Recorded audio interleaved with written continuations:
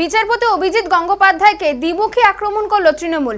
একদিকে বিচারপতি হিসেবে অভিজিৎ গঙ্গোপাধ্যায়ের রায়ের বিরুদ্ধে আইনি লড়াই, অন্যদিকে রাজনৈতিকভাবে মোকাবিলা। সেই লক্ষ্যে এবার বিজেপি নেতা অভিজিৎ গঙ্গোপাধ্যায়কে অতিরিক্ত মাতামাতি না করার পরামর্শ রাজ্যের সেচমন্ত্রী পার্থ ভৌমিকের। বড় কথা হচ্ছে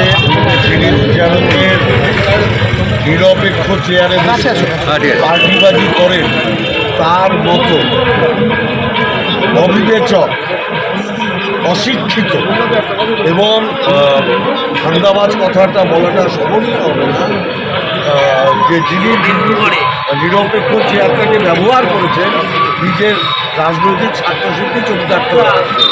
আজ অবধি কোনো বিচারপতি এরমভাবে নিজের চেয়ারকে কোনো রাজনৈতিক দলের কাছে বিক্রি করে দেননি, উনি যা করেছেন।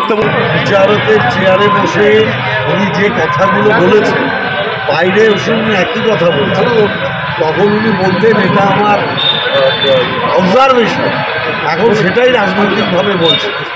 একটা সময় বিচারকের আসনে বসে উনি রাহুল গান্ধী সম্পর্কে কি কথা বলেছেন, আজকে বাইরে এসে বলছেন গান্ধী পরিবার, আমি পরিবারতন্ত্র মানি না। তার মানে উনি যখন চেয়ারে ছিলেন যে কথা বলতেন বাইরে একই কথা বলছেন, তার মানে ওনার রাজনৈতিক সত্তাটা বিচারকের আসনে বসাকালীনই ছিল, সেটা ওনার কথাই এস্টাবলিশ।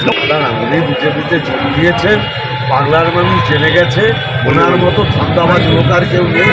বাংলার মানুষই ভোটের বাক্সে ব্যালটের মাধ্যমে ওনাকে জবাব তালপাতার সেবাই বলছে।